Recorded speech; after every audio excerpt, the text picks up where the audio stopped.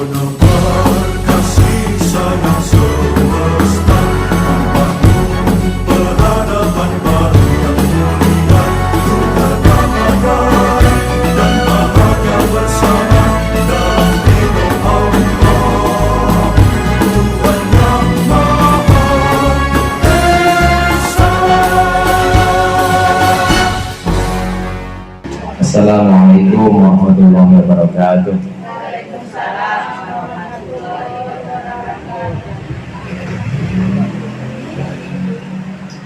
Al-Fatihah. Bismillahirrahmanirrahim.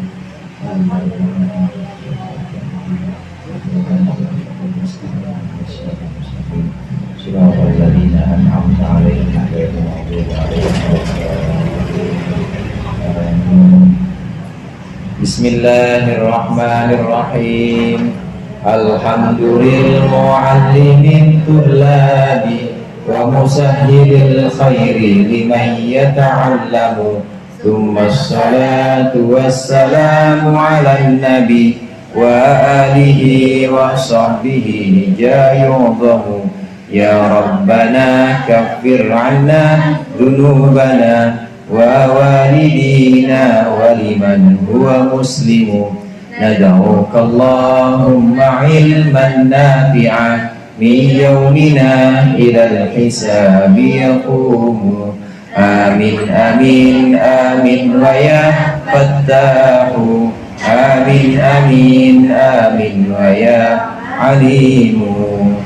Bismillah, walhamdulillah, wassalatu wassalamu ala sayyidina Muhammadir Rasulillah wa ala alihi wa ashabihi wa man tabi'ahu wa jama'atah min yawmina hadha ila yawmil ba'thi wal nahdah. Amma ba'du. Segenap ibu-ibu jamaah Majelis Taklim Rabu Sore yang dimuliakan Allah, alhamdulillah pada siang hari ini kita berkumpul kembali untuk melanjutkan pengajian kitab Safinatul Najah.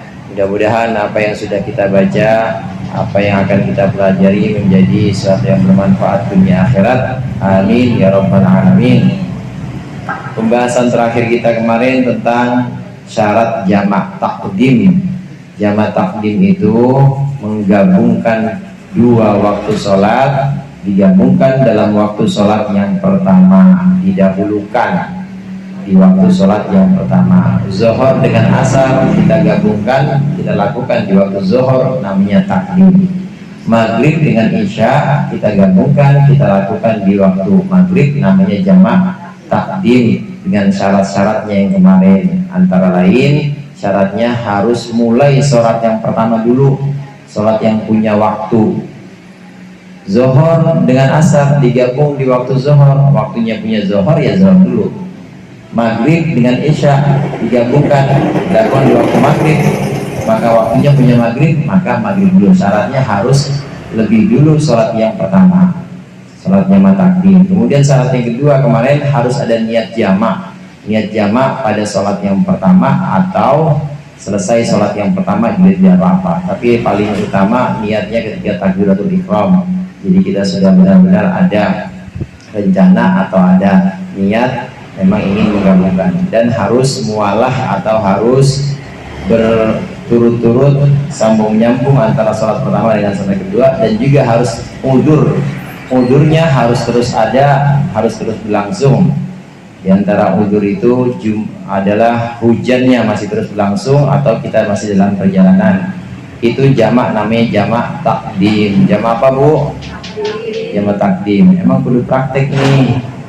Ibu kudu ngajak jalan-jalan saya. Nanti kita ziarah Pak. Amin. Amin. Amin. Nanti praktek di jamak takdim. Praktek sudah ada. Memang ilmu itu salah cara mengikat ilmu, salah satunya adalah dengan cara diamalkan. Ibu lupa nggak mau dulu? Nggak lupa karena ibu pakai terus. Iya. Coba mas zakat emas lupa nggak bu? Zakat emas juga boro-boro, Ustaznya juga kagak, makanya lupa, nggak pernah diamalin. Cara mengikat ilmu dengan mengamalkannya, atau kalau tidak mengamalkannya, caranya dengan mengajarkannya kembali. Ibu yang mungkin di rumah ngajar atau mungkin ikut di ngajar di sini juga di Al Hilal TPA, ini pasti ilmunya nyantel terus karena diulang lagi. Karena itu orang Jawa kalau bilang ngajar itu ngulang. Ada orang Jawa sini? Banyak. Ngulang. Dia ngulang apa? Ngulang yang udah pernah dia pelajari dulu. Namanya ngulang. Nah, berikut ini adalah bab tentang syarat jamak takhir. Betul itu ya? Jamak takhir, kita baca sama-sama. Bismillahirrahmanirrahim. Fi syuruti jam'i takhiri. Syurutu jam'i takhiri ithnani. Niyatut takhir wa qad baqiya min waqtil ula ma yasa'uha wa dawamul udri ila tamamith thaniyah. Berikut ini adalah syarat jamak takhir. Syarat jamak takhir ada 2. Kalau jamak takdim syaratnya 4. Kalau jamak takhir lebih longgar, syaratnya itu ada 2. Yang hilang itu adalah mulai dengan sholat yang pertama. Maksudnya bagaimana? Ketika kita jamak takhir, maka kita boleh mulai dari yang mana aja. Isya dengan maghrib kita jamak takhir, itu dilakukan di sholat isyanya, maka boleh kita ngeduluin maghrib dulu, boleh isya dulu. Kalau jamak takhir nggak disyaratkan mendahulukan yang awal. Terus satu lagi yang hilang syaratnya, yaitu syaratnya berturut-turut atau sambung menyambung. Pada jamak takdim kita wajib sambung nyambung. Kita berangkat kemudian sampai di rest area, misalnya sholat maghrib pengen kita jamak, selesai sholat maghrib harus langsung komat lagi, langsung sholat isya. Itu namanya sambung nyambung dalam jamak takdim. Tapi jamak jamak takhir maksudnya, jamak takhir tidak disyaratkan untuk sambung nyambung.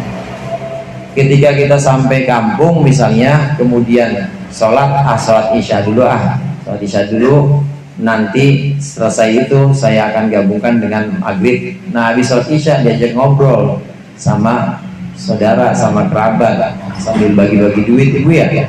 Oh, di kampung kan bagi-bagi duit sambil ngobrol. Nah, kemudian sholat maghribnya diakhirkan, boleh, nggak apa-apa. Nanti-nantian boleh kalau jamak takhir. Itu 2 syarat yang tidak ada pada jamak takhir. Tapi di sini 2 syarat ini harus dipenuhi. Syarat yang masih ada yaitu niyatut takhir, niat mengakhirkan sholat, wa qad baqiya min waqtil ula ma yasa'uha, dan masih tersisa waktu dari sholat yang pertama untuk melaksanakan sholat yang pertama. Wa dawamul udri ila tamamith thaniyah, dan masih terus berlangsungnya udur ila tamamith thaniyah, hingga selesai sholat yang kedua. Syarat yang pertama, kita boleh jamak takhir kalau kita sudah niat di waktu sholat pertama dan masih ada waktu yang cukup untuk melakukan sholat yang pertama. Kita pergi dari sini ziarah, misalnya kita pergi dari sini kemudian sampai di tempat ziarah itu udah waktu isya. Sampai di tempat ziarah udah waktu isya malam jam 9-an. Sholat maghribnya kita belum. Ini syaratnya boleh kita jamak kalau tadi saat waktu maghrib kita udah niat. Masuk azan maghrib misalnya di perjalanan, dalam hati udah ada niat, aku niat sholat maghrib nanti di takhir. Kalau mundur sedikit gimana Ustaz? Boleh. Pokoknya masih dalam waktu maghrib ke isya, jam 6 sampai setengah 8 misalnya, itu ada kerentek atau ada niatan hati, sholat maghrib saya nanti di sana, di tempat ziarah. Harus ada. Kalau sudah mepet banget nggak boleh, karena di sini mayasauha, harus ada waktu yang tersisa dari sholat maghrib dalam contoh itu, atau dari sholat yang pertama, waktu yang tersisa, waktu yang cukup untuk melaksanakan sholat. Isya'nya jam 7:30, nah dia baru niat pengen melakukan sholat maghrib, udah lewat banyak banget itu, udah tinggal 1 menit lagi habis waktu isya, nggak sah, artinya nggak bisa dijamak. Terus gimana? Itu sholat maghrib jadinya sholat qadha, Kalau sholat qadha ibu tinggalkan tanpa udzur dosa, karena dihitung lalai dari jam 6 sampai jam 7 lewat 29 menit ngapain aja, kan begitu. Dari jam 6 udah masuk maghrib sampai jam 7 kurang 2 sampai jam setengah 8 kurang 1 menit, itu ngapain aja? Status dibacain semua, kontak ada 400 dibaca semua kontak itu, baca oh ini ziarah, baca status orang nih, pasang status juga pasang status juga. Nah itu dianggap lalai karena waktu maghrib yang sedemikian panjang sama sekali tidak ada niat buat mentakhir sholat, maka tidak sah sholat maghribnya jadi sholat qadha utang, dan itu hukumnya dosa kalau tanpa uzur. Jadi kita boleh menjamak takhir kalau dalam waktu maghrib, pada saat waktu maghrib masih terus berlangsung ada niatan hati kita sholat maghrib saya takhir. Demikian juga zuhur dan asar. Sudah masuk waktu zuhur jam 12 sampai jam 3, asar misalnya jam 3 sampai jam 12 sampai jam 3, itu harus ada niatan hati saya sholat zuhurnya saya takhir. Kalau nggak ada itu maka tidak sah menjamak takhir. Nanti sholat asarnya sholat biasa, sholat zuhurnya itu jadinya sholat qadha kalau nggak niat. Oleh karenanya di beberapa perjalanan ziarah biasanya pemimpin atau kepala rombongan itu ngingetin, saya juga begitu kalau jalan sama anak-anak, kalau jalan sama jamaah itu saya ingetin, ayo masuk waktu maghrib ya, niat maghribnya kita takhir, nanti kalau kita udah sampai ke New York misalnya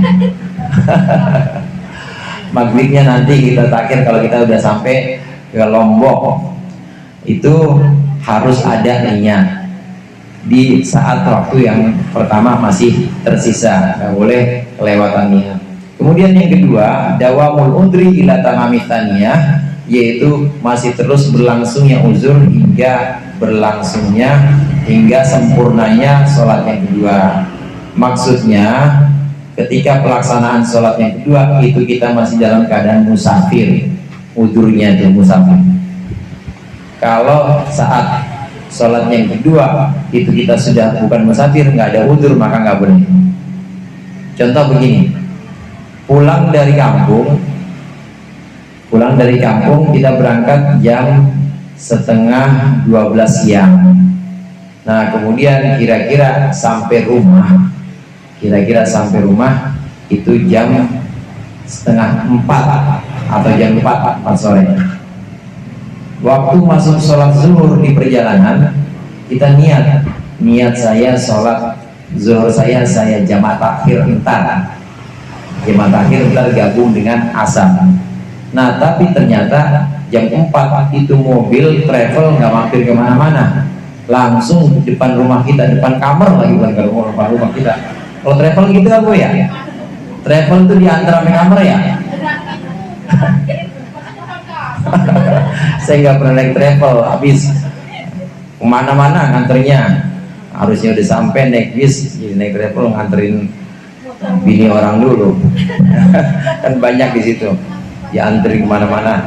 Nah ternyata itu travel sampai depan rumah, nggak berhenti kemana-mana lagi.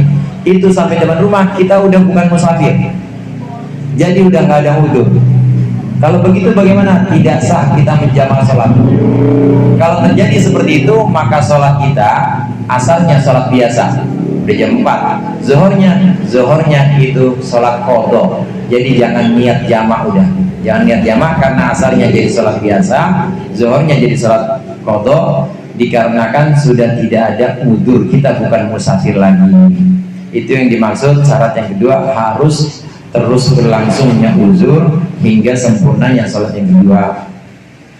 Contoh yang mungkin bisa disampaikan juga di sini, orang yang dalam perjalanan naik kapal laut misalnya, dia lagi sholat, sebenarnya itu masih sholat zuhurnya dia udah jam setengah 4, sholat zuhurnya dia itu sholat asar atau sholat zuhurnya dia itu sudah masih dalam perjalanan, belum masuk negeri dia, belum masuk daerah dia. Tapi begitu dia sholat asar, sholat yang kedua maksudnya, ternyata udah sampai pelabuhan, dan memang pelabuhan itu samping rumah dia. Rumah dia itu ada di samping tempat pelelangan ikan, situ pelabuhan. Maka dia udah sampai saat sholat yang kedua, dia sudah musafir, maka sholat yang kedua dianggap sebagai sholat yang biasa, bukan jamaah. Untuk bisa menjamak takhir itu harus sempurna, hingga sholat yang kedua itu masih dalam keadaan musafir, masih ada undurnya. Ini dua syarat kita boleh menjamak takhir. Ibu-ibu jamaah rahimakumullah, kemudian perlu kita bahas juga di sini bahwa seorang boleh menjamak atau seorang boleh menggabungkan sholat, dan juga nanti ada syarat tertentu boleh mengqashar. Itu antara lain adalah udzur perjalanan jika sedang musafir. Ini dihitung musafir kalau sudah keluar dari negeri, istilahnya itu baladun, istilah bahasa Arabnya, keluar negeri. Negeri di sini asal udah ada batas atau udah ada administrasi sendiri, maka sudah dianggap sebagai negeri. Mungkin cara kita sekarang ini kelurahan dah. Kalau udah kelurahan, udah keluar, ini kan udah ada batas tertentu nih. Sebelah sana Jurang Mangu Barat, ya. Ikhwan ini kan Jurang Mangu Barat. Kemudian di sini Jurang Mangu Timur. Asal udah keluar dan udah ke wilayah sendiri yang sudah punya administrasi, udah ada lurahnya sendiri, maka itu sudah dianggap sebagai musafir kita. Artinya kita niat di sini pengen pergi pulang kampung kemana, ke Tasik misalnya, lewat panti asuhan. Nah, keluar dari batas negeri yaitu ke Jurang Mangu Barat, maka di situ kita udah boleh menjamak sholat asal udah keluar ya, asal udah keluar. Kalau belum keluar dari batas negeri, ini rumah kita, samping rumah kebetulan ada musola, kita sholat di samping itu nggak boleh. Walaupun kita udah niat musafir, harus keluar dari batas negeri, maka itu dianggap sebagai musafir dan boleh kita melaksanakan rukhsah atau keringanan-keringanan. Ada banyak keringanan-keringanan untuk orang musafir, Bu. Di antaranya sholat ini tadi boleh dijamaah. Rukhsah ini mempermudah kita.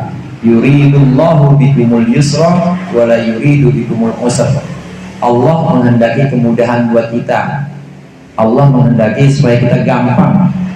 Allah Maha tahu, namanya orang jeger, ya kan, susah. Udah untung dia mau sholat.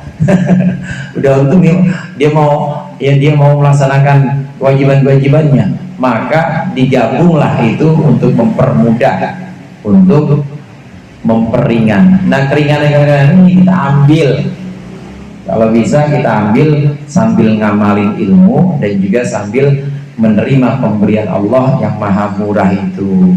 Allah menghendaki kepada kita kemudahan.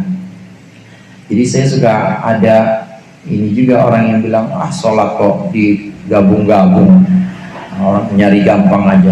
Lah, kata siapa gampang? Susah saya ngajinya nih. Justru ini susah. Orang yang nggak mau gabung itu biasanya dia nggak tahu ilmunya, dia taunya apa? Ilmu standar-standar aja. Kalau ibu kan udah ngaji, Bu, ya, nah diamalin, udah ada ilmunya, udah tahu caranya. Jadi sedikit-sedikit ibu udah tahu ilmunya, bisa menggunakan kemurahan Allah. Orang ada diskon, ada promo, ngapa nggak diambil? Itu kan kemurahan dari Allah, ambil aja. Bukan yang gampangin ibadah, justru ini kita mengambil anugerah Allah yang sudah diberikan kepada kita umat Islam supaya ringan. Dan ini bukan gampang, ini susah ngajinya ini. Saya tanya sama orang itu, susah ngaji, ente mau biayain saya ngaji 6 tahun saya biayain, balikin mau ke saya pondok, susah saya ngajinya. Itu syarat-syarat jamak takhir. Nah, yang berikut ini adalah syarat qashar. Ada dua yang berbeda. Yang pertama jamak, itu artinya menggabung sholat, rakaatnya tetap 4-4, zuhur sama asar. Kalau maghrib sama isya 3-4, namanya jamak. Boleh juga kita ambil keringanan, qashar aja, nggak usah dijamak. sampai di tempat atau di rest area kita sholat isanya cuma 2 boleh. Di jamaah enggak sama maghrib enggak, maghrib masih di rumah. Maghrib masih di rumah, kita berangkat sampai sholat isya di rest area kita sholat isya 2 rakaat boleh. Namanya qashar. Qashar itu artinya meringkas sholat, yang 4 jadi 2, yang 3 jadi 3 tetap Bu, jangan jadi 1,5. Tetap 3. Yang subuh itu 2 tetap. Tapi ada yang 1 Bu, ada kaul yang mengatakan 1, cuma nggak saya sampaikan, nanti Ibu ambil lagi. ada kaul yang mengatakan seperti itu. Mengqashar sholat itu artinya meringkas sholat, hanya sholat yang 4 rakaat, 4 jadi 2. Apa syaratnya qashar? Syurutul qasri sab'atun. Syarat qashar ada 7. Yang pertama ayyakuna safaruhu marhalataini. Yang pertama perjalanannya harus 2 marhalah. 2 marhalah itu kalau hitungan sekarang 82 km, atau ada juga yang mengatakan 89,4, 82 km atau 89,4. Kalau ibu mau cari aman 90 dah. 90 itu udah bisa kosong. Perjalanan yang memang jauh 90 km misalnya sudah boleh mengkosong. Dari sini ke Cianjur. Cianjur udah belum? Belum teh, Cianjur 90 kilo. Ada ya? Boleh mengkosong. Dari sini Cirebon boleh, dari sini Sukabumi boleh, dari sini Ngawi ada Ngawi, Klaten itu udah boleh, jauh-jauh semua itu. Jadi perjalanannya harus perjalanan yang jauh, lebih dari 2 marhalah atau 2 marhalah ke atas. 2 marhalah ke atas yaitu sekitar 90 kilo. Ibu-ibu jamaah rahimakumullah, 2 marhalah ini batasan untuk bisa kita mengqashar sholat. Kadang-kadang 2 marhalah ini juga jadi ukuran-ukuran hukum yang lain. Contoh dalam hukum puasa.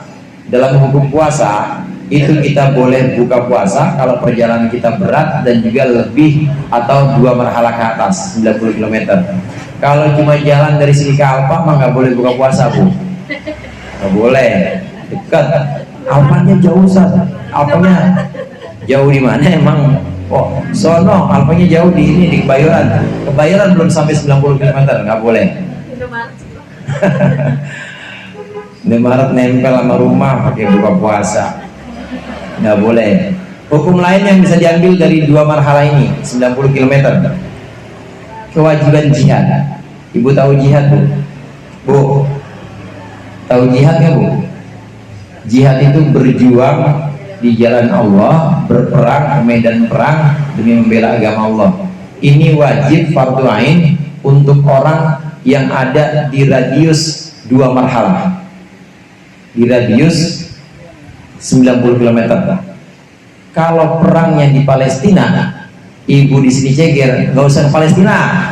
Saya bilangin ya, nggak usah repot-repot. Udah rongsonanya dekat. Ibu di sini jihadnya ngapain? Jihad nih banyak nih anak yatim di sini. Jihadnya di sini ngapain? Banyak orang-orang yang fakir yang kira-kira banyak utangnya. Banyak utang sih, yakin banyak yang tagihan leasing banyak ya. Barang utang semua tuh. Nah berjihad di situ, bayarin dan cicilan motornya, bayarin cicilan mobilnya. Itu jihad. Nggak usah jauh-jauh ke Suriah, karena bukan kewajiban kita. Kalau di Bogor misalnya, Bogor itu belum 90 km. Di Bogor diserang Bogor, kemudian ada orang kafir yang menyerang Bogor, maka kita wajib turun ke sana karena di kisaran radius 2 marhalah. Maka 2 marhalah ini dijadikan patokan hukum, bukan hanya untuk sholat tapi untuk jihad juga. Kadang-kadang suka ada orang yang orang genah, tapi Jawa nggak jelas juntrungannya, perangnya di mana dia ngamuk-ngamuknya di sini. Ya, karena bukan kewajiban kita juga, kita ngirim pasukan ke sana bukan kewajiban kita. Yang dekat-dekat aja pada enak-enak. Ya. jadi emosi saya. Yang deket sono Saudi pada ngopi, Saudi raja-rajanya pada enak-enak, di sana kagak pada berangkat lah, kita suruh berangkat. Ngapain? Karena bukan kewajiban kita. Kalau di sini Banten, nah Banten diserang misalnya, ya Serang diserang, wah kita wajib berangkat karena 2 marhalah. Kita ada di radius 2 marhalah. Ini 90 km atau 89, atau ada yang mengatakan 82 km. Wa yakuna mubahan, dan perjalanannya harus perjalanan yang mubah. Mubah di sini bukan perjalanan yang haram, Bu. Kalau makruh gimana? Makruh boleh. Mubah yang dimaksud di sini bukan perjalanan yang haram. Perjalanan yang haram itu perjalanan yang memang tujuannya untuk maksiat. Saya pengen ke Surabaya, ngapain? Di sana ada yang namanya doli, kata orang-orang. Itu tahu doli nggak, Bu? Yang tahu berarti itu.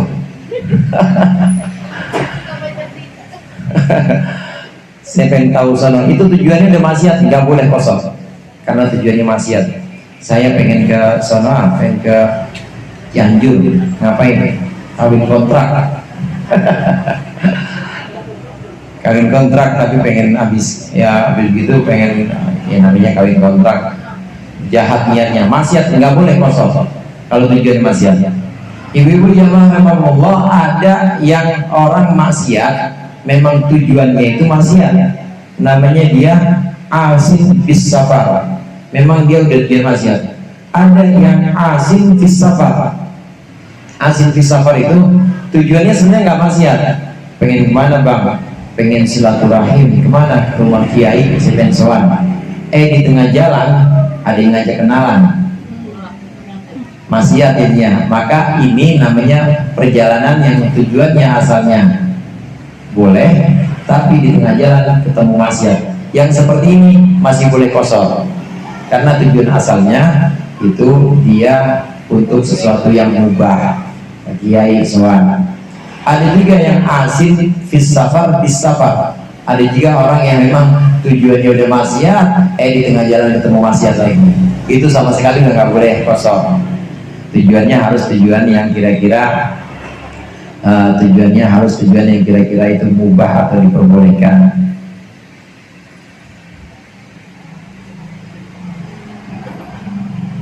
Termasuk juga yang tidak diperbolehkan kosor, orang yang berjalan tujuan perjalanannya nggak menentu. Orang minggat, Bu, ada yang minggat tapi punya ini, dia minggat tapi nggak punya, ya bukan minggat yang dimaksud sini, pokoknya kemana kaki gua melangkah dah, gua nggak tahu mau kemana bang, tahu gua lagi puyeng banget. Nah orang yang kayak begini nggak boleh kosor nih, nggak boleh kosor. Mau kemana kok? Mau meraktekin kosor emang kemana? Tahu saya lagi puyeng di rumah sama suami. Itu namanya bukan praktekin kosor, nggak boleh kosor karena tujuannya udah nggak menentu, nggak ada tujuan, tidak tentu arah tujuan, maka tidak boleh mengkosor. Wal ilmu bijawazil qasri, yang berikutnya syarat boleh kosor, dia tahu ilmunya tentang kebolehan kosor. Dia tahu bahwa kosor itu diperbolehkan dalam agama. Dari sini bisa kita simpulkan, orang yang tidak percaya kosor, orang yang ragu bahwa kosor itu boleh, dia tidak boleh kosor. Ada orang yang gitu, Bu, yang tadi saya ceritain. Dia bilang, gampangin ente bang, sholat di ringkes-ringkesin. Lah bukan gampangin, emang ini boleh, saya tahu hukumnya, saya tahu hukumnya, dan kosor itu boleh. Ini orang yang ngajak ngomong saya nih, yang dia bilang kosor itu gampangin dan gak ada hukumnya, orang yang seperti itu nggak boleh kosor karena dia tidak mengetahui ilmu tentang kosor. Ini syaratnya ilmu mendahului amal. Ibu sholat pun harus ada ilmunya, ibu kosor juga harus ada ilmunya. Jahit, ibu jahit juga harus ada ilmunya. Kalau nggak ada ilmunya maka jadinya ikut-ikutan. Orang niat makmuman aja itu harus tahu bahwa dia adalah sholat sebagai makmum. Kalau dia ditanya, tadi niatnya apa bang? Nggak tahu. Sholat apa bang? Tahu, saya ikut-ikutan doang. Orang mualaf misalnya hanya sekedar ikut-ikutan, nggak sah sholatnya, harus ulang, diajarin dulu. Ini namanya sholat zuhur bang. Sholat zuhur 4 rakaat, niatnya begini. Kalau dia belum ada ilmunya, hanya sekedar ikut-ikutan, maka tidak sah sholatnya. Demikian juga qasar. Qasar itu harus tahu tentang kebolehan qasar sholat. Wa niyatul qasri indal ihrami, dan juga niat qasar ketika takbiratul ihram. Kalau dalam sholat jamaah takdim, kita boleh niatnya di luar sholat. Habis sholat zuhur, udah dalam perjalanan ini kita nih, habis sholat zuhur kita di tempat istirahat, kemudian ada niat jamaah aja. Awalnya takbiratul ihram kita sholat biasa, tapi begitu selesai sholat salam jamaah sama asar masih boleh. Tapi kalau qasar harus saat takbiratul ihram, Allahu Akbar, hati ibu harus mengucapkan, dalam hati harus ada niatan aku sholat zuhur qasar, harus begitu, 2 rakaat. Dalam takbir itu ada, dalam takbir, saat takbir dalam hati harus ada niatan aku sholat zuhur qasar 2 rakaat. Kalau tidak ada qasar maka jadinya sholat 4 rakaat. Balik lagi, Allahu Akbar, baca Fatihah sampai ruku. Iya, kenapa tadi enggak qasar aja ya? Udah lanjutin terus, jadinya 4. Karena di takbiratul ihram dia tidak niat qasar. Jadi dikembalikan ke asal, karena yang namanya asal itu lebih kuat dibanding furu'. Yang namanya dasar, akar-akar itu lebih kuat dibanding cabang.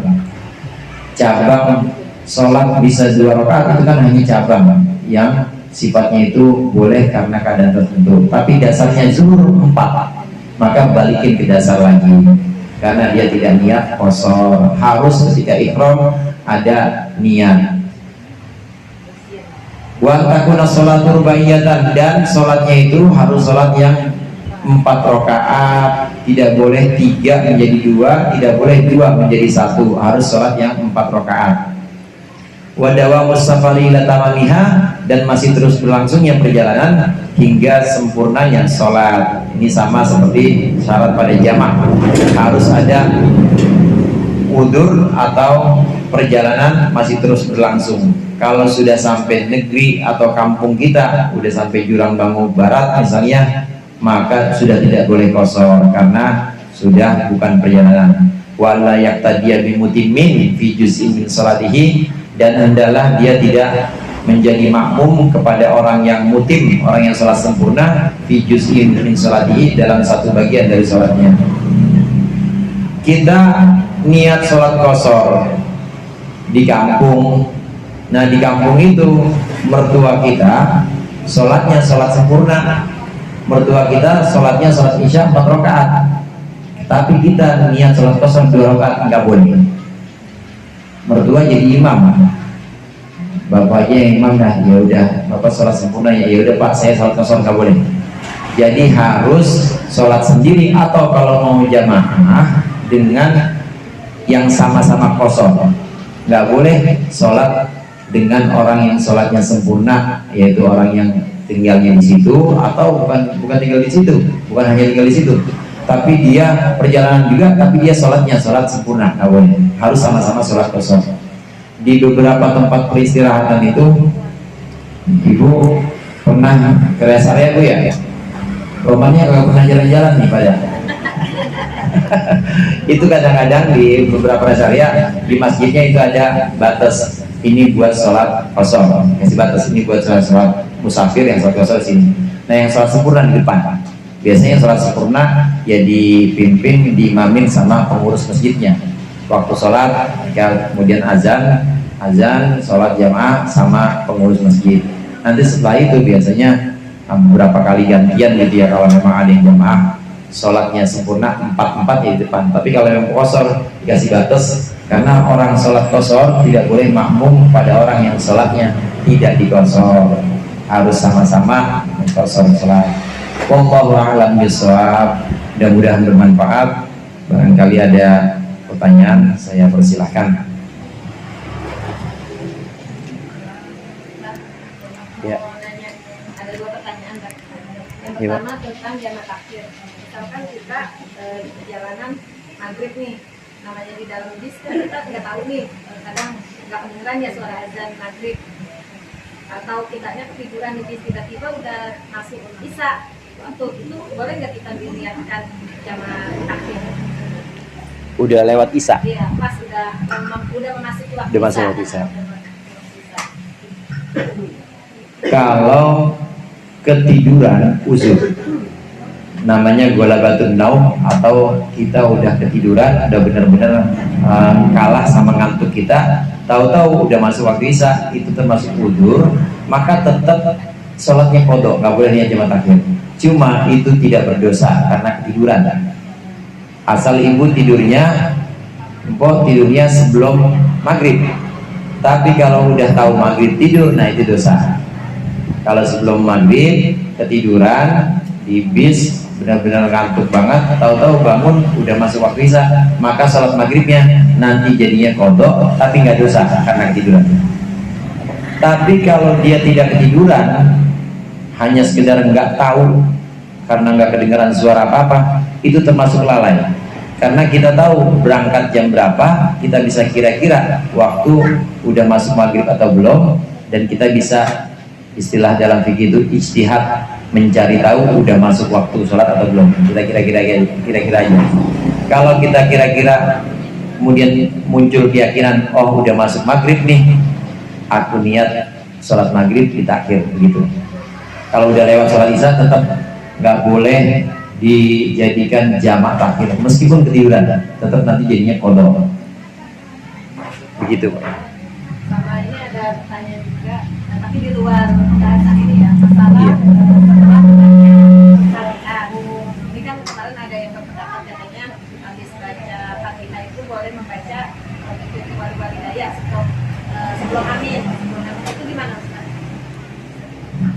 Itu mustahab itu disunnahkan, diperbolehkan. Rabbi firli waliwalidayya amin, diperbolehkan selesai waladhdallin, sebelum amin, antara waladhdallin dan amin itu kita membaca Rabbi firli amin atau Rabbi firli waliwalidayya, itu termasuk sunnah, boleh. Ada beberapa bagian dalam Al-Quran yang memang kita disunnahkan untuk menyisipkan doa-doa. Ini diajarkan oleh para ulama. Memang yang orang-orang sekarang ini yang kadang-kadang menganggap ulama itu pendapatnya semua dibantah dan dihilangkan semua. Katanya nggak ada diajarin sama Nabi begitu, nggak ada, bid'ah katanya gitu. Memang ada kelompok yang begitu sekarang. Padahal yang dimaksud dengan sunnah itu ada dua, Pak. Ada sunnah nabawiyah, sunnah Nabi. Memang Nabi pernah melakukan itu. Ada yang namanya sunnah jamaah atau sunnah dari para sahabat dan murid-muridnya sahabat. Kita boleh melakukan sunnah-sunnah yang memang dilakukan oleh para sahabat atau bahkan muridnya sahabat atau bahkan para ulama, selama tidak bertentangan dengan syariat. Kembali ke contoh tadi, Rabbi firli itu artinya, ya Allah ampuni dosaku, wali walidayya, dan kedua orang tuaku. Cakep nggak doa ini, Bu? Cakep. Bertentangan nggak dengan syariat? Kalau gitu gaskeun. Lanjut. Orang mau ngomong bid'ah kayak mau ngomong apa, lanjut aja. Karena nggak ada pertentangan dengan syariat. Kecuali kalau ada pertentangan dengan syariat, maka sunnah atau tradisi sekelompok orang itu harus kita tinggalkan. Para ulama yang mengajarkan doa-doa disisipkan pada ayat-ayat, itu semua ulama yang memang alim-alim dan juga tidak ada pertentangan dengan syariat. Contoh lagi selain waladhdallin amin. Contoh lagi, illal ladzina amanu wa amilus solihati falahum ajrun ghairu mamnun. Itu maksudnya, fama yukadzibuka ba'did alaihissallahu bi ahkamil hakimin. Bala kagak ada ini. Bala wa ana ala dzalika minasyahidin. Itu jawabannya. Disunnahkan menjawab ayat-ayat tertentu yang memang ada kandungan doa atau ada kandungan ancaman atau ada kandungan persaksian, seperti itu. Persaksian tadi, alaihissallahu bi ahkamil hakimin. Bukankah Allah adalah hakim yang paling adil? Kita jawab, bala, tentu ya Allah, engkau adalah hakim yang paling adil. Kita disunahkan jawab itu. Inna hadza la fi suhufil ula, suhufi Ibrahim wa Musa alaihi wassalam atau alaihi salam. Sunnah menjawab salawat atau mengucapkan salam untuk nabi-nabi ketika disebut dalam Al-Quran. Sunnah semuanya. Emang Nabi pernah ngelakuin, Ustaz? Nggak pernah. Meskipun Nabi nggak pernah, itu tidak ada pertentangan dengan syariat, dan itu hukumnya mustahab atau sunnah tadi. Jadi sekali lagi, sunnah yang dimaksud di sini adalah ahlus sunnah wal jamaah. Itu artinya yang mengikuti sunnah Nabi dan sunnah khulafaur rasyidin dan sunnah guru murid-murid dari para sahabat, bahkan sunnah ulama yang memang tidak bertentangan dengan syariat. Itu perlu kita jaga dan perlu kita amalkan, kita lestarikan. Hanya doain orang mati boleh, Bu? Jangan, nggak boleh. Nggak boleh, Bu, doain orang mati. Doain orang biar sehat, doain orang biar sehat. Doain orang mati, mengirimkan doa untuk orang mati boleh, boleh, itu termasuk sunnah juga. Itu kira-kira. Kalau ini lagi ada perbedaan lagi ya, masalah jarak kubur. Katanya di kubur itu kayak di Arab, katanya di kaki ya, ada bacaan tidak boleh membaca surat Al-Fatihah dan surat Yasin seperti itu. Itu bagaimana? Maksudnya ini Niatnya ya, kita katanya nggak boleh kalau di makam itu boleh jarak kubur, tapi tidak boleh membacakan surat Yasin dan surat Fatihah. Boleh cuma tahlil dan zikir aja. perbedaan pendapat. Boleh kita membaca Fatihah, membaca surah-surah yang lain di sana, itu boleh. Di kuburan maksudnya, ziarah, mungkin itu makam Rasulullah atau makam orang soleh atau makam bahkan makbaro atau makam orang tua kita, boleh kita membaca Al-Quran di sana. Boleh kita membaca Al-Quran. Kalau ada yang mengatakan itu tidak boleh, itu dasarnya mungkin tadi, dasarnya karena dia tidak menganggap itu sunnah. Iya. Di makna sekarang di bakitnya ditulisin tapi tidak begini, makanya akhirnya buat jadi landasan mereka, apa menjadi landasan. Iya, itu kan tulisan pemerintahnya, tulisan dari pemerintah Saudi sana.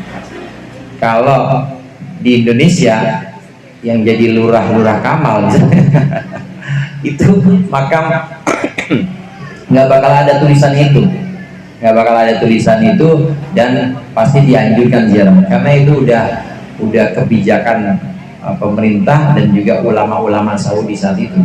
Dan ulama Saudi beda dengan ulama-ulama kita yang kebanyakan masih mengikuti Ahlus Sunnah wal Jamaah, memperbolehkan doa, memperbolehkan bacaan Yasin atau Quran yang lain, itu diperbolehkan. Karena membaca Al-Quran itu kan boleh, asal jangan di tempat yang kotor aja. Dan makbarah itu bukan tempat yang kotor, kuburan itu tempat yang bersih, boleh kita membaca Quran.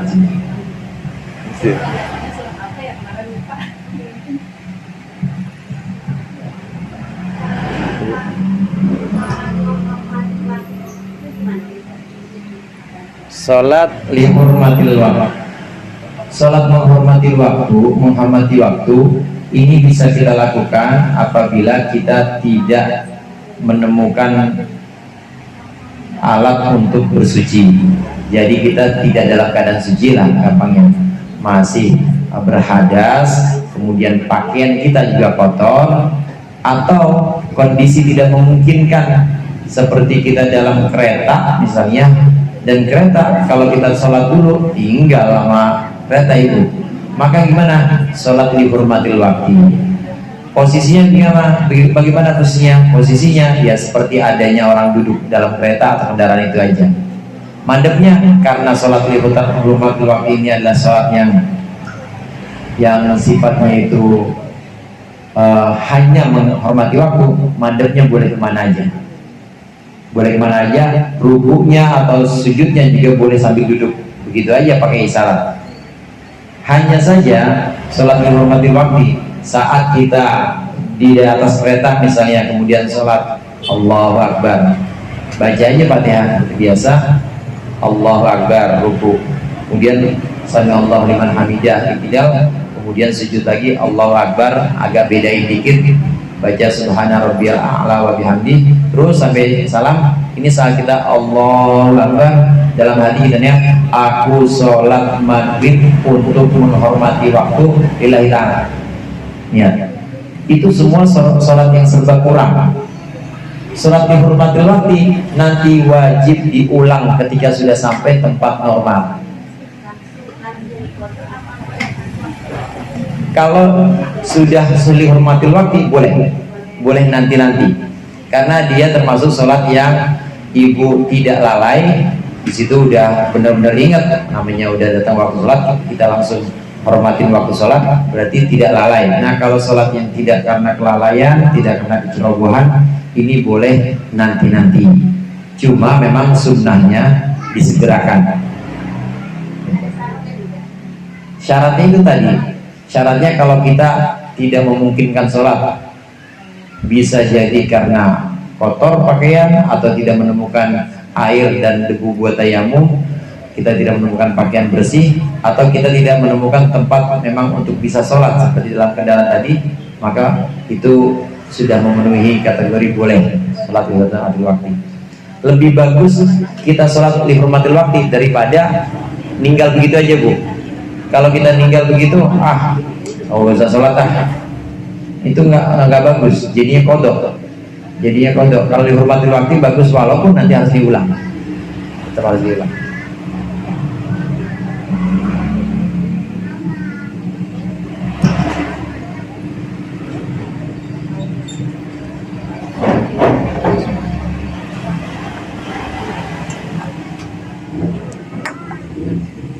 Ada lagi mau? Udah.